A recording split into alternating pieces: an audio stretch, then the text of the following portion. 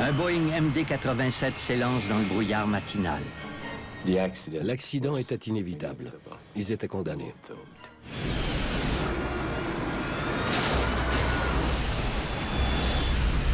L'avion, avec ses 110 occupants, est dévoré par les flammes à l'aéroport Linate de Milan. C'est le pire accident de l'histoire de l'Italie. Étrangement, à l'aéroport, personne ne remarque la catastrophe. De précieuses minutes s'écoulent. C'était ahurissant. Les contrôleurs aériens ne savaient toujours pas ce qui s'était passé. C'est seulement quand un blessé demande de l'aide que les autorités prennent conscience que la situation est critique. Dans l'un des aéroports les plus achalandés d'Europe.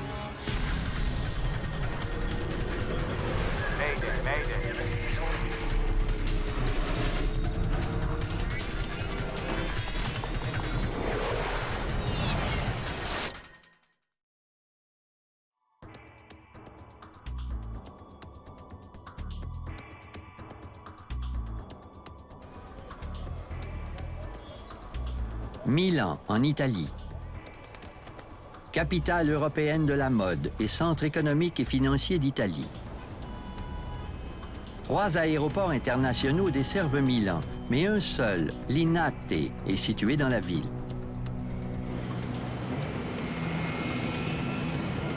Il accueille 9 millions de passagers par année pour des vols de courte distance à travers l'Europe. Alitalia 226 Airborne 05. Le matin du 8 octobre 2001, un épais brouillard enveloppe l'aéroport. Il y avait énormément de brouillard ce jour-là, avec une visibilité d'environ 50 ou 100 mètres. Dans la tour, les contrôleurs sont débordés. Une vingtaine d'avions s'envoleront en un peu moins d'une heure. Alitalia 2120, buongiorno, start-up.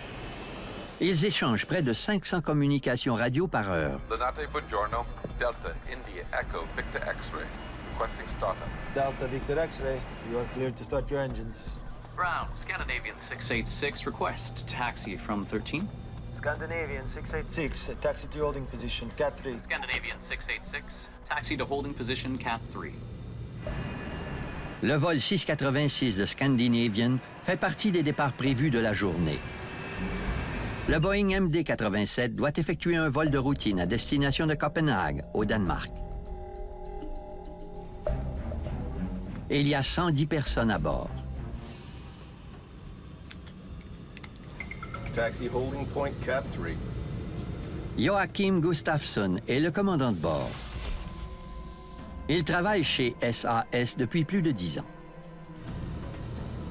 Scandinavian 686, your position, please. We still haven't reached the main taxiway, Scandinavian 686. Le copilote Anders Ilander vole pour SAS depuis 4 ans. Il compte 2000 heures d'expérience sur le MD-87. L'équipage de SAS était formé de pilotes très expérimentés. On ne pouvait pas demander mieux que ces 2 pilotes qualifiés. Un épais brouillard recouvre l'aéroport. La visibilité des pilotes est quasi nulle. Ils doivent se fier entièrement aux instructions des contrôleurs aériens en roulant sur la piste.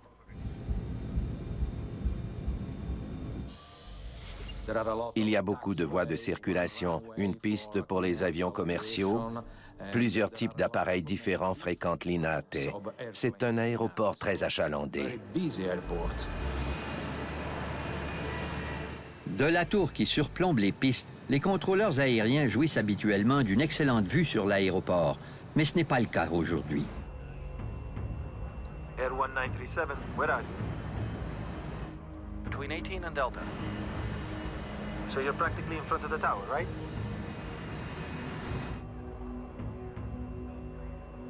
Paolo Zacchetti est le contrôleur sol responsable de guider les avions jusqu'au seuil de la piste, où a lieu un décollage toutes les 2 minutes.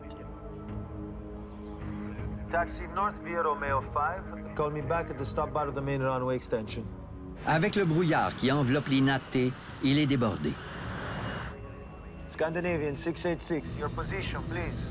Now you're on the main taxiway. Yes, now we are entering the main taxiway, Scandinavian 686. À 8h01, Zacchetti cède le guidage du vol 686 de SAS au contrôleur d'aéroport pour les instructions finales de décollage. Tower, buongiorno, Scandinavian 686, sequence to 36 right. Ciao, Scandinavian 686, line up and wait 36 right. Line up and wait 36. L'équipage de SAS se place en file derrière les avions qui décollent de la piste principale de l'INATE, la 36R.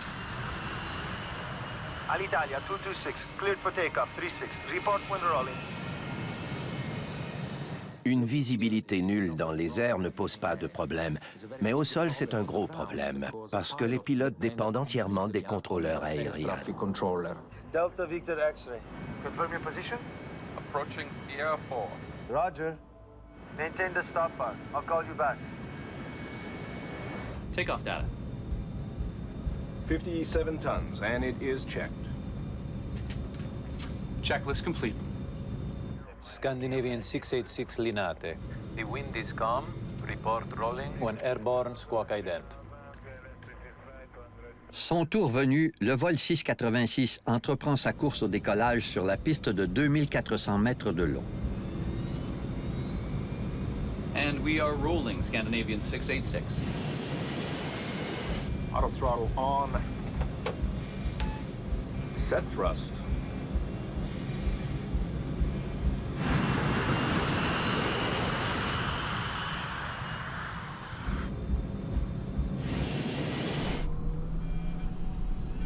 V1, À une vitesse de 140 nœuds, rotate. les pilotes procèdent au décollage.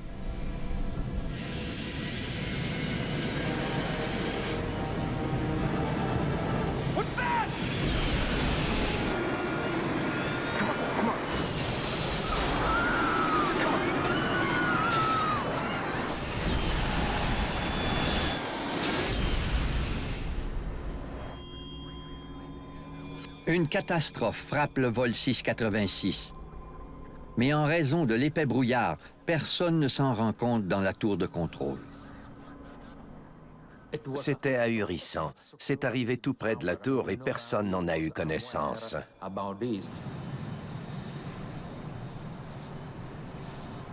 Sur l'aire de trafic, des employés ont entendu une série de bruits suspects. Hello, this is Tower. We heard a number of bangs like an engine. We heard it too, but we don't know what it was. It seemed as if somebody was climbing these steps. You don't have anything abnormal?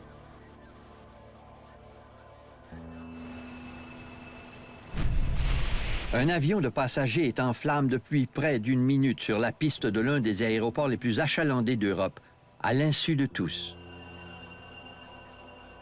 No, nothing.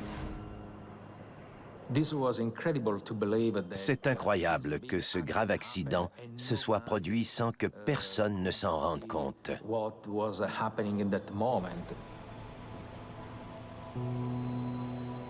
Le lieu de l'écrasement est découvert seulement quand un préposé des douanes aperçoit un bagagiste blessé sortir des décombres. Ça leur a pris du temps à comprendre qu'il s'agissait d'un désastre. Le préposé prévient les équipes de secours. Mais les contrôleurs ignorent encore tout de l'accident. Aussi incroyable que ça puisse paraître, les contrôleurs aériens de l'INATE ne savaient toujours pas ce qui s'était passé. Quand le contrôleur vérifie la position du vol de SAS sur son écran radar, il est introuvable. Le radar ne montrait pas l'avion s'envoler de l'INATE. Les contrôleurs reçoivent alors un appel radio d'un autre avion. Finalement, près de 3 minutes après l'accident, le contrôle de la circulation aérienne de l'INATE sonne l'alarme générale. Les avions sont cloués au sol et l'aéroport est fermé à tout trafic d'arrivée.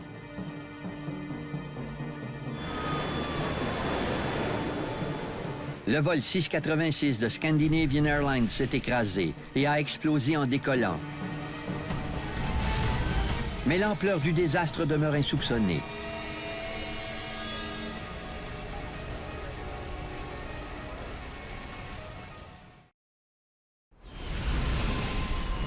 « 10 tonnes de carburant alimentent un gigantesque brasier. Un Boeing MD-87 s'est écrasé contre une bâtisse de l'aéroport.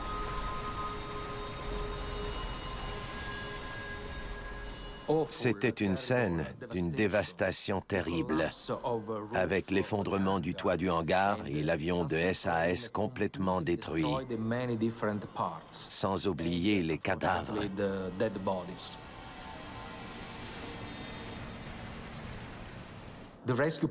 Les sauveteurs avaient du mal à atteindre le hangar pour secourir les victimes, parce que l'avion leur bloquait le passage. «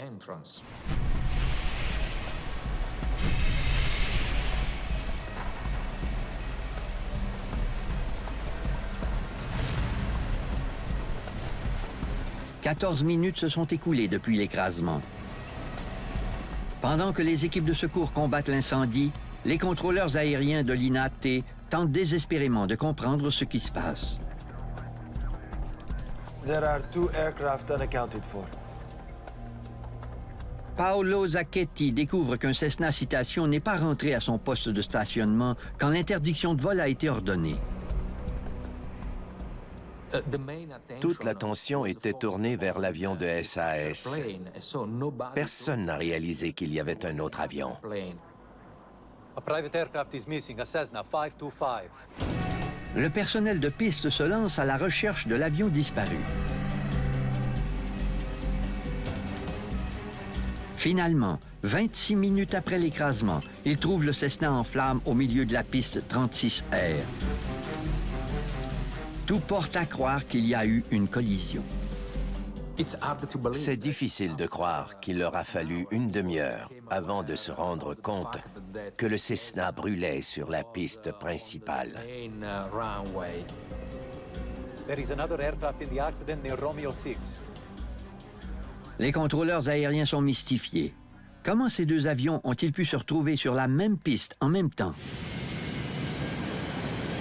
What's that?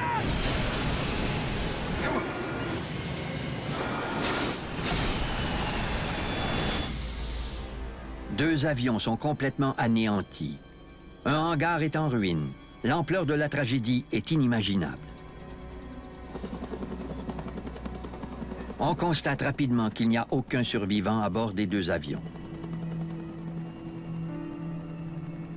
L'écrasement a fait 110 victimes sur le vol de SAS et 4 à bord du Cessna. À l'intérieur du hangar, 4 autres personnes ont péri. Le bilan s'élève à 118 victimes.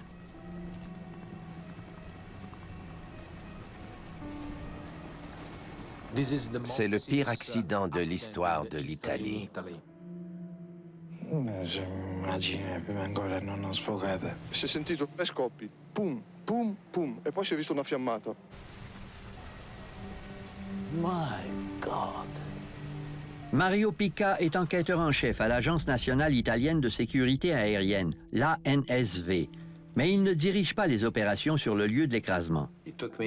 J'ai dû patienter quelques heures avant d'avoir accès au site. Contrairement à la plupart des pays, l'Italie traite d'abord les accidents d'avion comme des affaires criminelles. Les policiers ont la priorité sur les lieux. En Italie, après un écrasement d'avion, une enquête criminelle est immédiatement ouverte, à laquelle les policiers participent. Mario Pica n'a pas les mêmes préoccupations. Il fallait absolument comprendre ce qui s'était vraiment passé pour éviter que ça se reproduise. Je me rappelle avoir jeté un coup d'œil au hangar.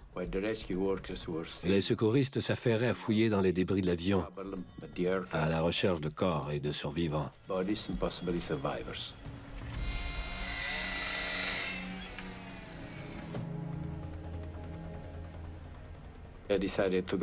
J'ai décidé d'aller examiner le Cessna qui était encore sur la piste.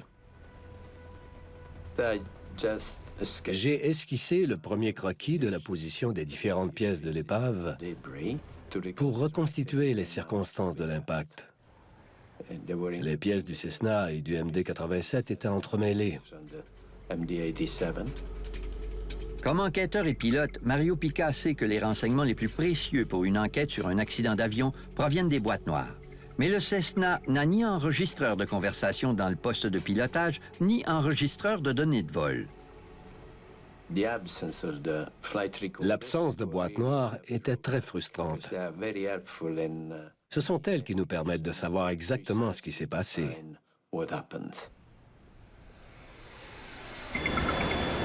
Le service d'enquête sur les accidents de la Suède dépêche une équipe à Milan. Tom Zollner, conseiller technique, et Frank Christensen, enquêteur en chef, travaillent tous les deux chez SAS. Ils collaboreront avec Mario Pica pour faire la lumière sur les événements. On nous a demandé de participer à l'enquête parce qu'il s'agissait d'un avion de Scandinavian Airlines. On a constaté que les enquêtes italiennes étaient menées différemment. Ils traitent les écrasements comme des affaires criminelles, et nous, les enquêteurs en accident, devons attendre. On était furieux. On voulait vérifier l'état des avions et des lieux, mais on nous refusait l'accès au site de l'accident. Les médias du monde entier s'intéressaient au désastre de Linate.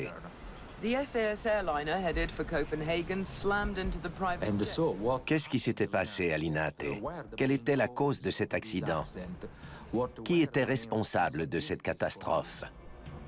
Les enquêteurs font une découverte troublante au sujet de l'aéroport Linate. So, you're telling me there have been a lot of these incidents before? Les contrôleurs aériens ont raconté qu'il se produisait en moyenne une incursion sur piste par semaine. Il semble que les 9 millions de voyageurs qui fréquentent cet aéroport chaque année sont en danger depuis un bon moment. C'était scandaleux qu'il y ait autant d'incursions sur piste. Moins d'un mois avant le drame, une quasi-collision s'est produite sur la même piste. Un avion a atterri sur la piste alors qu'un autre avion y décollait. On nous a appris avec stupéfaction que c'était monnaie courante à Linate. De toute évidence, quelque chose ne tourne pas rond dans cet aéroport. Au lendemain de l'écrasement, les enquêteurs subissent une forte pression nationale et internationale pour en trouver la cause. Meanwhile, there were prayers for victims of the crash, Italy's worst ever civil aviation disaster. L'équipe d'enquêteurs a enfin l'autorisation d'accéder au lieu de l'écrasement. On était tous des enquêteurs expérimentés. On savait comment s'y prendre. Mais les autorités leur ont mis des bâtons dans les roues. La police a ordonné aux employés de l'aéroport de déplacer les débris hors de la piste, à l'écart du hangar. On était très en colère. Le déplacement des débris nous privait d'informations précieuses. Elles étaient perdues. Les débris des deux avions ont été entassés sur une plateforme d'héliport cimentée. Retrouver l'enregistreur de conversation du vol 686 promet d'être ardu. L'enregistreur de conversation dans le poste de pilotage était introuvable.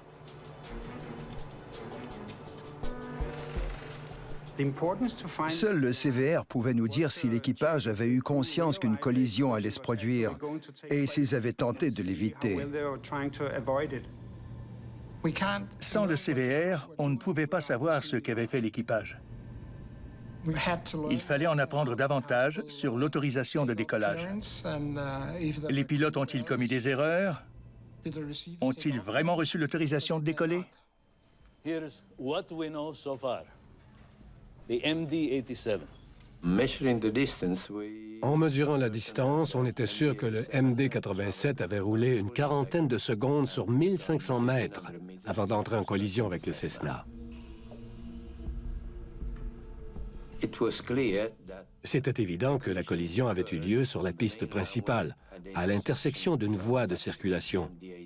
Le MD-87 a poursuivi sa course en déviant légèrement vers la droite pour finalement s'écraser contre le hangar. Les rapports météorologiques témoignent d'une visibilité d'à peine 50 mètres au moment de la collision. Il ne fait aucun doute que ce brouillard matinal était un facteur contributif à l'accident. V1, rotate. Imaginez un avion roulant à 72 mètres par seconde. Quel est le temps de réaction nécessaire pour éviter la collision? Les pilotes de SAS n'ont pas pu voir le Cessna sur la piste jusqu'à la dernière fraction de seconde avant l'impact. Pourtant, le brouillard ne devrait pas nuire aux opérations d'un aéroport de l'envergure de l'INAT. Les aéroports évitent les incursions sur piste en établissant des règles de fonctionnement en cas de visibilité réduite. Ces règles sont accompagnées de dispositifs technologiques comme des radars au sol, des systèmes d'alarme, ce genre de choses. Les pistes et les voies de circulation de l'aéroport sont entrecoupées d'une série de postes de contrôle qu'on appelle barres d'arrêt. Les avions doivent toujours attendre l'autorisation avant de les franchir, à l'instar des voitures qui attendent le feu vert. Ce système est conçu pour prévenir les collisions. Les avions réussissent à s'éviter dans l'obscurité. Pourquoi pas dans le brouillard?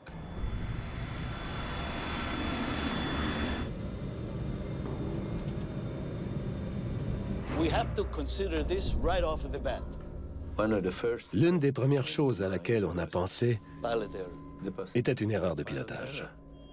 L'un des avions ne se trouvait pas là où il aurait dû être. Les enquêteurs doivent découvrir duquel il s'agit. La pire catastrophe aérienne de l'histoire s'est produite dans des conditions étrangement semblables. En 1977, sur l'île de Tenerife, «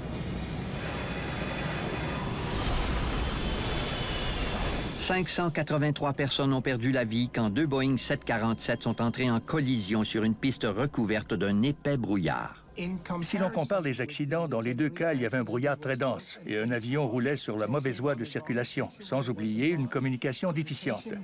Le commandant de KLM croyait avoir reçu son autorisation de décoller, mais ce n'était pas le cas. Les enquêteurs se demandent si l'histoire se répète avec le désastre de l'INAT.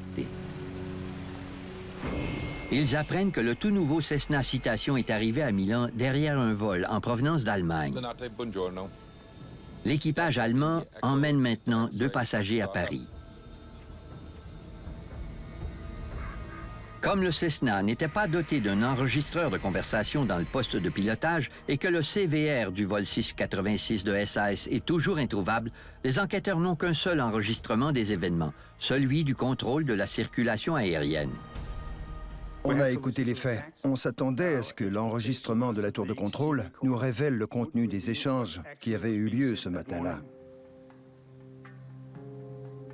Les enquêteurs écoutent attentivement les conversations entre Paolo Zacchetti et le Cessna, dont l'indicatif d'appel était Delta Victor X-Ray.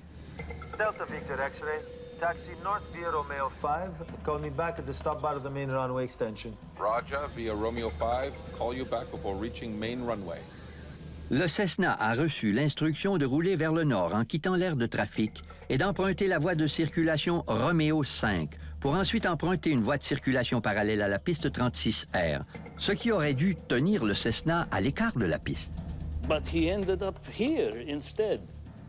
Les enquêteurs font alors une découverte stupéfiante. Le Cessna a roulé en direction sud en quittant l'aire de trafic et non en direction nord comme prévu. Ces pilotes seraient donc responsables de la collision fatale.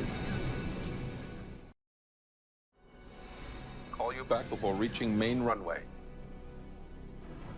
L'enregistrement de la tour de contrôle est sans équivoque. Les pilotes du Cessna se sont égarés en route vers la piste. Au lieu d'emprunter la voie de circulation Romeo 5 qui lui avait été attribuée, le Cessna a roulé sur la voie Romeo 6. Cette découverte soulève une importante question. So why didn't anyone notice? Delta Victor X-ray, continue your taxi on the main apron. Roger. Continues the taxi on main apron, Delta Victor X-ray. That is correct, and please call me back entering the main taxiway. Main apron? Main taxiway? L'enregistrement révèle que le contrôleur aérien ne faisait pas de distinction claire entre aire de trafic et voie de circulation. Son choix de terme a pu laisser croire au pilote du Cessna qu'il roulait dans la bonne direction. Une aire de trafic est une zone de l'aéroport réservée au stationnement, au chargement du fret et à l'avitaillement des avions, tandis que les voies de circulation relient les aires de trafic aux pistes.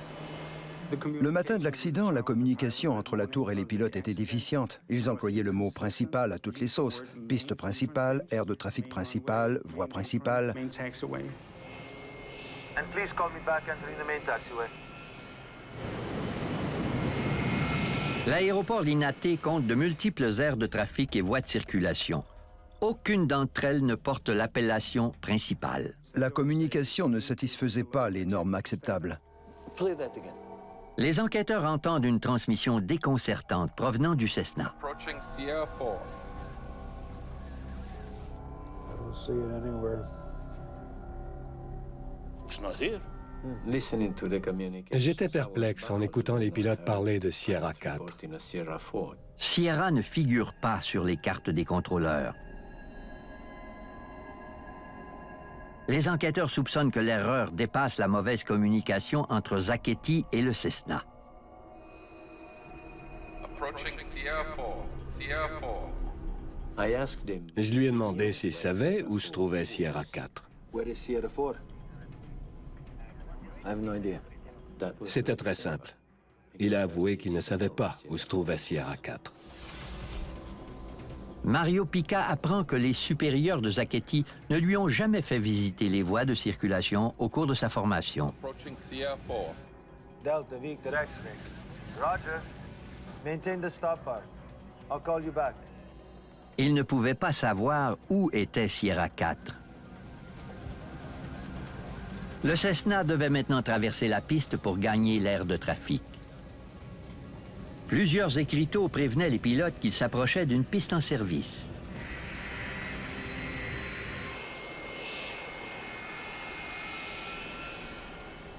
Les contrôleurs n'ont pas arrêté le Cessna. Delta Victor X-ray.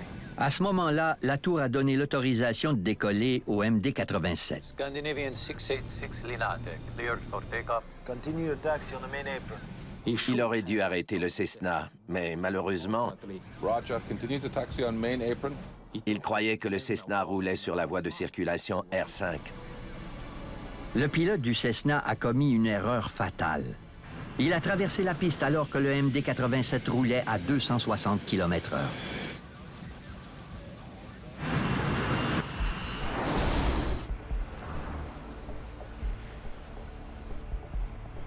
Les soupçons à l'égard des lacunes de sécurité à l'aéroport Linate se confirment quand les enquêteurs apprennent qu'exactement les mêmes erreurs qui ont mené à la collision meurtrière s'étaient produites moins de 24 heures plus tôt. Frank, come and look at this. J'étais stupéfait d'apprendre que la veille, Same thing. 24 hours before. un avion avait reçu l'autorisation de circuler via Romeo 5. 24 hours, it happens here all the time. Mais l'avion a plutôt circulé via Romeo 6. Comme il n'y avait pas de brouillard ce jour-là, les deux avions se sont vus et la collision a été évitée. Les enquêteurs commencent à croire que ce n'est pas une erreur de pilotage, mais plutôt une mauvaise gestion aéroportuaire qui serait à l'origine de l'écrasement de Linate et des multiples incursions sur piste qui s'y produisent. Quand on a appris que le pilote du Cessna avait emprunté la mauvaise voie de circulation, on s'est demandé ce qui l'avait fait dévier autant de sa route. Okay, this is where they started. So give me some video. The taxiway we went on was On a parcouru la voie Roméo 6 au grand complet. On voulait se mettre à leur place pour comprendre leurs faits et gestes.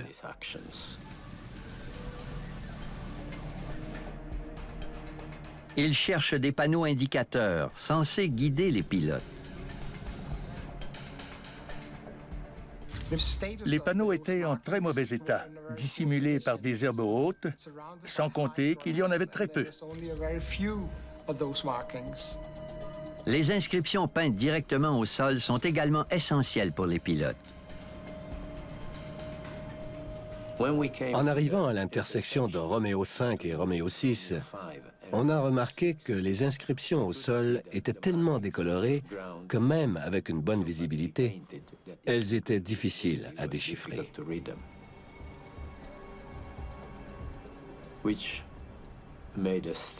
On a constaté que pour un pilote peu familier avec l'aéroport, il était difficile de distinguer Roméo 5 de Roméo 6. La signalisation décolorée peut expliquer pourquoi le Cessna a tourné à droite alors qu'il aurait dû tourner à gauche pour éviter la piste. Ils comprennent également pourquoi le pilote du Cessna a mentionné Sierra 4, une position inconnue. Approaching Sierra 4. There's Sierra 4, but it's not on the map. Sierra 4 était inscrite sur la voie de circulation Roméo 6 qui se dirigeait vers la piste, mais elle ne figurait sur aucune carte officielle. Approaching Sierra 4. Delta Victor X-ray. Roger. Si le contrôleur avait su où se trouvait Sierra 4, il se serait rendu compte que le Cessna empruntait la mauvaise voie et qu'il allait bientôt croiser la piste.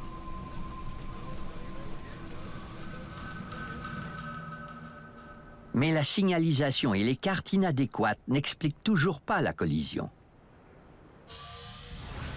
Comme tous les aéroports modernes, l'INAT est doté d'alarmes de détecteurs de mouvement pour prévenir les incursions sur piste. Même si tous les autres systèmes avaient connu des ratés, ce signal d'alarme sonore aurait dû fonctionner. Dans les transcriptions des enregistrements de la tour de contrôle, il n'y a aucune mention d'alarme quand le Cessna a franchi les barres d'arrêt pour s'avancer sur la piste. Mario Pica décide de tester lui-même le système de détection d'intrusion sur piste.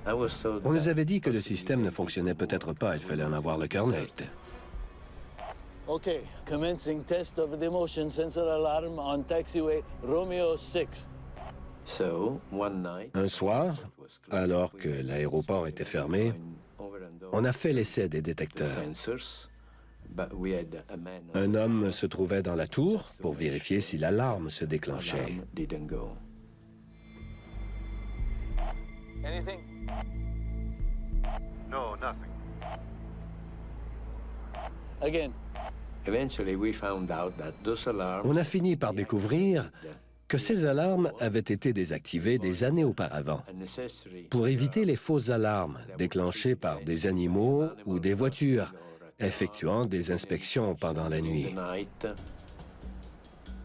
Une semaine après l'accident, les enquêteurs n'ont toujours pas retrouvé l'enregistreur de conversation dans le poste de pilotage parmi les décombres. C'était essentiel de récupérer le CVR pour confirmer qu'il n'y avait pas eu d'ennui mécanique avant l'impact. J'ai décidé de fouiller dans ce gigantesque amas de caoutchouc, de béton et de ferraille. Et on a fini par retrouver le CVR. Le CVR a été soigneusement analysé dans l'espoir de découvrir ce qui s'était dit à bord et quelle procédure avait été amorcée. Scandinavian 686 Linate, clear for takeoff 36. L'enregistrement prouve que l'équipage de SAS a bien reçu l'autorisation de décoller de la piste 36R. Cleared for takeoff 367. L'équipage de SAS n'est pas responsable de l'accident. Il a été victime des lacunes de l'aéroport. L'enquête sur la collision de l'INAT a permis d'identifier un facteur témoignant des conditions dangereuses qui prévalent à l'aéroport de Milan. No. There is no ground radar Linate. We have not had it in years. Le vieux radar au sol de l'INATE avait été désactivé et le nouveau était encore emballé. Il était là depuis des années, mais il n'était toujours pas installé. Pourquoi? Je ne le sais pas. Le système radar terrestre d'un aéroport détecte les mouvements des avions et des véhicules en circulation. Il doit faire partie intégrante de l'équipement de sécurité de tout aéroport achalandé. Un radar au sol est un excellent outil pour connaître ce qui se passe à l'aéroport, même dans des conditions de visibilité réduite. On peut affirmer qu'en présence d'un radar de surveillance des mouvements au sol, le contrôleur aurait su qu'un avion franchissait les barres d'arrêt et il l'aurait probablement arrêté avant que la collision ne se produise. Delta Victor X-ray. Confirm your position. Le Cessna a emprunté la mauvaise route en raison d'une signalisation déficiente sur la voie de circulation. En l'absence de radar au sol, les contrôleurs ne pouvaient pas surveiller adéquatement les déplacements du Cessna. À cela s'est ajouté le brouillard qui recouvrait la piste et le désastre est devenu inévitable. Quand le Cessna et l'avion de SAS ont commencé à rouler, ils étaient condamnés. L'accident était inévitable. Scandinavian 686 Linate, clear for takeoff 36. Delta Victor X-ray. Continue your taxi on the main apron.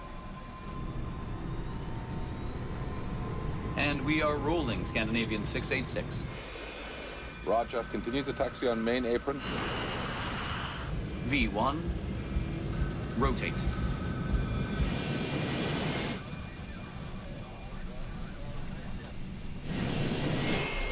What's that? L'enregistreur de conversation dans le poste de pilotage fournit aux enquêteurs un tableau détaillé de ce qui s'est passé au moment de l'impact. Les bruits du poste de pilotage nous ont appris que différentes commandes ont été enclenchées et les sons ambiants captés par le microphone d'ambiance nous ont renseignés sur les bruits entendus lors de la collision.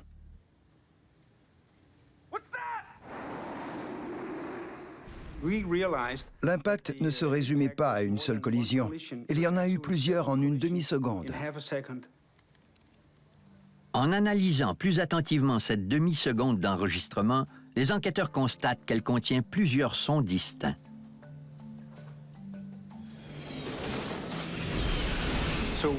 On a intégré ces données à un schéma de l'avion pour montrer la propagation du son. C'est ce qui nous a permis de confirmer qu'il y avait eu plusieurs points d'impact lors de la collision.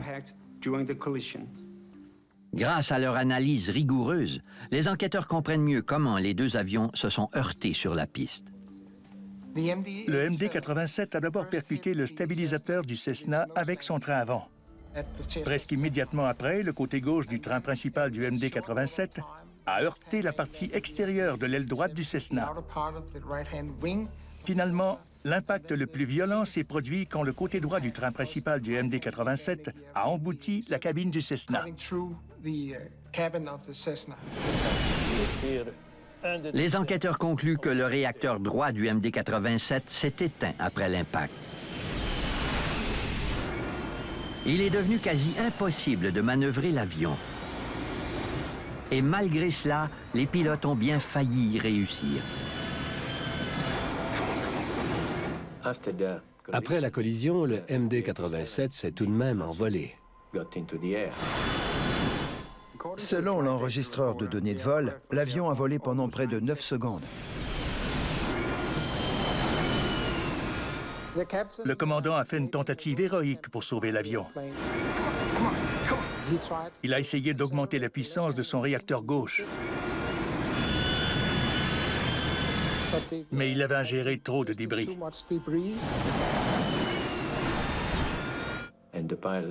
Le pilote a fait un travail remarquable en essayant de maîtriser l'avion. Il a essayé d'éviter l'écrasement jusqu'à la toute dernière seconde. Les pilotes ne pouvaient rien faire pour éviter cet accident parce que l'avion roulait trop vite. Un aussi gros appareil ne peut pas réagir rapidement. C'est impossible. Selon moi, les équipages des deux avions ont fait tout leur possible jusqu'au moment de l'impact.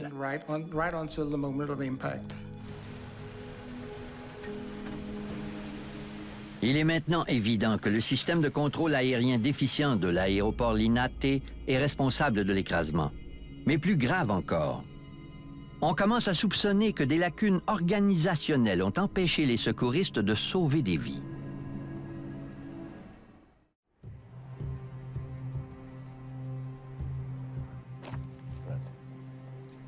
How long was it before the general alarm was sounded? L'enquête laisse entrevoir que des lacunes de l'aéroport ont eu de graves conséquences. Please call me back entering the main taxiway. En empirant une situation déjà critique. L'épave du Cessna n'a été retrouvée que 25 minutes après l'accident. Quand les pompiers sont arrivés, tous les occupants de l'avion étaient morts. Les autopsies révèlent que les 3 victimes du Cessna avaient de fortes concentrations de fumée dans les poumons. Elles étaient donc encore vivantes après la collision avec le MD-87. Elles ont brûlé vives. Après l'accident, le Cessna a brûlé pendant plus de 20 minutes. Si les secours étaient arrivés plus rapidement, les 2 pilotes auraient survécu à l'accident.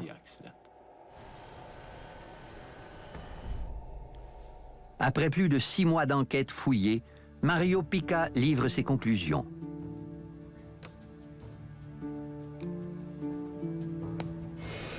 L'incursion sur piste du Cessna est la cause immédiate de l'accident, mais l'enquêteur ne jette pas tout le blâme sur le pilote du petit appareil. Il mentionne la signalisation déficiente sur les voies de circulation de Linate, de même que les lacunes de cet aéroport en général.